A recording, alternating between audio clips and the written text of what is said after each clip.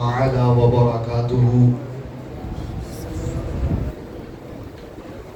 الحمد لله العلي الأكبر، والصلاة والسلام على سيد البشر شفيع الأمم في يوم المحشر وعلى آله وأصحابه السروج الغرر. أما بعد،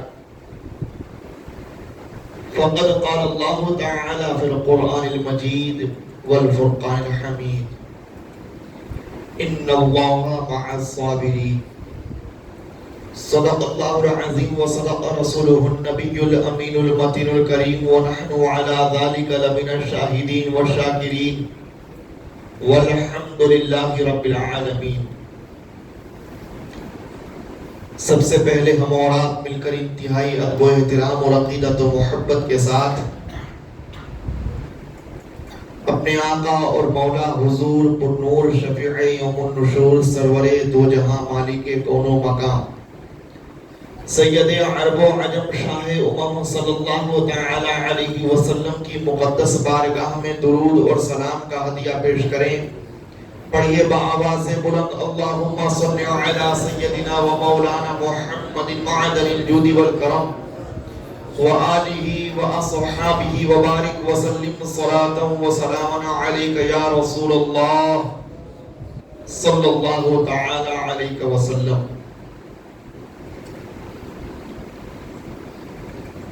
آج 17 محرم الحرام شریف ہے۔ اس مناسبت سے اہل بیت اطہار رضی اللہ تعالی عنہم اجمعین جو میدان کربلا میں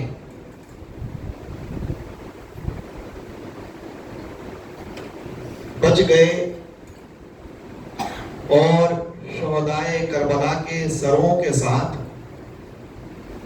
کوفہ اور دمشق تک جنہیں لے جایا گیا،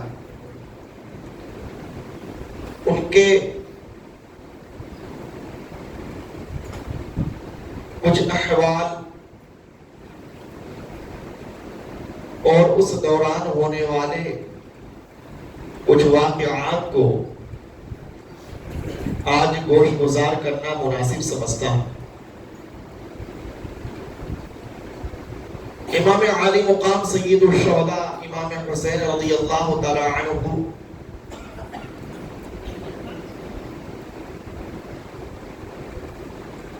کہ سر اقدس کو ابن زیاد کوفہ لے جاتا ہے اور تمام شہدائے کربلا کے جسد اطہر پر یزیدیوں نے اپنے گھوڑوں کے ٹاپو دوڑائے اور معاذ اللہ زبردست بے حرمتی کی۔ امام علی مقام رضی اللہ تعالی عنہ کی شان ولایت و کرامت اتنی عظیم ہے کہ سر مبارک کی شہادت ہو گئی، لیکن پھر بھی لبہائے مبارک سے قرآن مقدس کی آیات مبارکہ لوگ سماعت کر رہے تھے۔ امام حسین کا سر اقدس نیزے پر ہے اور خدا کا ذکر کر رہا ہے، خدا کے کلام کی تلاوت و قرات کر رہا ہے۔ جب ابن زیاد اپنے دربار میں امام حسین رضی اللہ تعالی عنہ کے سر اقدس کو لے کر پہنچا اور تمام شہدائے کربلا کے سروں کو رکھا گیا اور باقی رہ جانے والے افراد کو شمار کیا گیا، تو ان کی خواہش ہوئی کہ جو لوگ بچ گئے ہیں ان کا جائزہ لیا جائے۔ کچھ مستورات، کچھ مصطفیٰ کی شہزادیاں، سیدہ فاطمہ رضی اللہ تعالی عنہا کی شہزادی سیدہ زینب، حضرت سیدہ سکینہ اور بہت سی مستورات اس میں شامل تھی۔ دربار میں امام حسین رضی اللہ تعالی عنہ کے سر اقدس کی جب گستاخی کی گئی تو ایک صحابی رسول جو اس وقت موجود تھے دربار میں کھڑے ہوئے اور کہا، اے ابن زیاد، اپنی چھڑی امام عالی مقام کے لبہائے مبارک سے دور کر لے۔ تو نہیں جانتا کہ یہ وہ مقدس ہونٹ ہیں جنہیں مصطفیٰ کریم صلی اللہ علیہ وسلم چوما کرتے تھے، اور یہ وہ مقدس چہرہ ہے جسے مصطفیٰ کریم صلی اللہ علیہ وسلم اپنے سینہ پاک سے لگایا کرتے تھے، چپٹایا کرتے تھے۔ تو مصطفیٰ کے شہزادے کی بے حرمتی کر رہا ہے۔ امام عالی مقام رضی اللہ تعالی عنہ کے شہزادے امام زین العابدین رضی اللہ تعالی عنہ جو میدان کربلا میں سخت علیل اور بیمار تھے، ان پر جب نظر پڑی تو کہا، یہ کون ہے؟ جواب دیا گیا، یہ علی ابن حسین ہے۔ کہا، وہ تو شہید ہو گئے؟ کہا، جو شہید ہوئے تھے وہ علی اکبر اور علی اصغر ہیں، یہ امام زین العابدین۔ اللہ اکبر۔ جب انہیں شہید کرنے کی کوشش کی تو سیدہ زینب رضی اللہ تعالی عنہا انہیں اپنے سینے سے لگا لیتی ہے اور کہتی ہے، اے ابن زیاد، کیا مصطفیٰ کے گھرانوں کو اس قدر خون و غارت گری کرنے کے بعد بھی تیرا دل سکون پذیر نہ ہوا کہ تو اب امام حسین کی آخری نشانی کو مٹانا چاہتے ہو؟ اگر میری جان لے کر تمہیں تسلی مل سکتی ہے تو میری جان بھی لے لو، لیکن علی ابن حسین کو ہاتھ مت لگا۔ سیدہ زینب رضی اللہ تعالی عنہا جب سامنے کھڑی ہو گئی تو امام زین العابدین نے کہا، پھوپھی جان، غمزدہ مت ہوئیے، اگر یہ مجھے شہید کرنا چاہتے ہیں تو یہ کان کھول کے سن لے، ہم تو اس گھرانے میں پیدا ہوئے ہیں جنہوں نے شہادت کو اللہ کی عظیم نعمت تصور کیا۔ ہمارے آباء و اجداد تو شہادت کو اپنے لیے سب سے بڑا سرمایہ افتخار سمجھا کرتے تھے۔ اگر یہ مجھے شہید کرنا چاہتے ہیں تو کرنے دیجئے، یہ بھی اللہ کی طرف سے میرے لیے ایک عظیم نعمت ہے۔ امام زین العابدین کا اتنا سننا تھا، اتنا کہنا تھا کہ ابن زیاد نے کہا، چلو انہیں خواتین کے ساتھ رہنے دو۔ اللہ اکبر۔ جب کوفہ کے بازار سے یہ قافلہ نکلتا ہے، امام عالی مقام رضی اللہ تعالی عنہ کے سر اقدس کو ایک گرجا گھر کے راہب نے دیکھا۔ رات کا وقت ہے، امام حسین رضی اللہ عنہ کے سر اقدس پر گویا آسمان سے ایسی تجلی پڑ رہی ہو، ایسی نورانیت کی بارشیں ہو رہی ہو کہ وہ عرش کا فلک، عرش کا فرش، مکمل وہ ایریا، وہ خطہ، وہ حدود نورانیت سے چمکا رہے ہوں۔ امام حسین رضی اللہ تعالی عنہ کی یہ شان دیکھ کر گرجا گھر کا وہ راہب باہر اترتا ہے اور کہتا ہے، یہ کون ہے؟ بتایا گیا یہ رسول اللہ صلی اللہ علیہ وسلم کے نواسے امام حسین کا سر اقدس ہے۔ جب اس شخص نے اتنا سنا تو کہا، میری تمنا ہے کہ ایک رات کے لیے مجھے یہ سر اقدس دے دو۔ 10,000 درہم دے کر اس راہب نے امام حسین رضی اللہ عنہ کے سر اقدس کو لیا اور اپنے گرجا گھر کے سب سے خوبصورت اور پاکیزہ جگہ میں جا کر امام حسین کے سر اقدس کو رکھتا ہے۔ گلاب اور کیوڑے کے پانی سے امام حسین رضی اللہ عنہ کے سر مبارک کو دھوتا ہے، خوشبو چھڑکتا ہے اور امام حسین کے سر مبارک کی زیارت کرنے لگتا ہے۔ امام حسین رضی اللہ عنہ قرآن مقدس کی تلاوت فرما رہے ہیں۔ اللہ اکبر۔ جب امام حسین کی شان اتنی عظیم دیکھی تو وہ راہب کہنے لگا کہ جس نبی کے یہ نواسے ہیں، جب ان کی یہ شان ہے تو نبی کی شان کیا ہوگی؟ اس نے امام حسین رضی اللہ عنہ کے سر مبارک کی زیارت کر کے مشرف اسلام ہو گیا اور ایمان کا کلمہ پڑھ لیا۔ امام حسین رضی اللہ عنہ اس کے بعد اور وہ قافلہ جب آگے بڑھا اور یہ قافلہ دمشق کے قریب پہنچا تو امام عالی مقام رضی اللہ تعالی عنہ کے سر مبارک کی بڑی بے حرمتی کرنے کی سازشیں رچی گئی، لیکن وہاں پر وہ صحابہ کرام بھی موجود تھے جنہوں نے مصطفیٰ کریم صلی اللہ علیہ وسلم کی زندگی پاک میں امام حسین کی قدر و منزلت کو اپنی آنکھوں سے دیکھا تھا۔ وہ یزید کے دربار میں کھڑے ہو جاتے ہیں اور خطبہ دینے لگتے ہیں کہ اے یزید، کیا تو امام علی مقام رضی اللہ عنہ اور اہل بیت اطہار کے خون سے اپنے دامن کو داغدار کرنے کے بعد بھی مصطفیٰ کو اپنا چہرہ کس طرح دکھائے گا؟ جب اس نے دیکھا کہ کہیں ایسا نہ ہو کہ یہ مسلمان جو دمشق کے آج تک میرے ساتھ میں ہے امام علی مقام کی محبت میں مجھ سے برگشتہ ہو جائیں، مجھ سے پھر جائیں، تو ایسی صورت میں اس شخص نے اپنی چالاکی اور اپنی سیاست دکھاتے ہوئے امام علی مقام رضی اللہ عنہ کی لیے ہمدردی کے دو چند جملے کہے۔ اللہ اکبر! امام علی مقام رضی اللہ عنہ کے ساتھ یہ گستاخانہ سلوک دیکھنے کے بعد میں دربار میں نصرانی ایک شخص موجود تھا۔ جب اس نے کہا یہ کون ہے، بتایا گیا یہ شہزادہ مصطفیٰ کا سر ہے۔ اللہ اکبر! اس نصرانی نے کہا سنو، ہمارے پاس حضرت عیسیٰ علیہ السلام کی گدھے کیا ایک خور موجود ہے، ایک جزیرہ پر رکھا ہوا ہے، ہم حضرت عیسیٰ علیہ السلام کے گدھے کے خور کی اتنی عزت کرتے ہیں کہ ہر سال ہمارے ہزاروں افراد اس کی زیارت کرنے کے لیے اس جزیرے پہ جاتے ہیں، نذر و نیاز پیش کرتے ہیں، صدقہ اور خیرات کرتے ہیں۔ آج ہمارے پاس حضرت عیسیٰ علیہ السلام کے دراز گوشت کا صرف ایک کھور موجود ہے، ہم اس کی عزت کر رہے ہیں، اور یہ کتنے بڑے نادان ہیں کہ ان کے پاس ان کے مصطفیٰ کا لاڈلا موجود ہے، ان کے پاس ان کے مصطفیٰ کی نشانی موجود ہے، ان کے پاس ان کے مصطفیٰ کی خون موجود ہے، اس کے باوجود یہ بے حرمتی کر رہے ہیں۔